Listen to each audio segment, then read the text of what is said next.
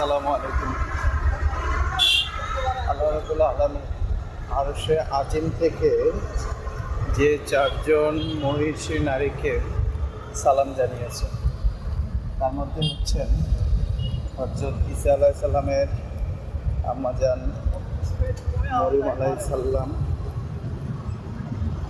ফেরাউনের স্ত্রী আসিয়া আলাইহিস সালাম, তারপরে হচ্ছেন আমাদের প্রিয় নবী হযরত মুহাম্মদ সাল্লাল্লাহু আলাইহি সাল্লামের প্রথম স্ত্রী খাদিজা রাদিয়াল্লাহু তাআলা আনহা।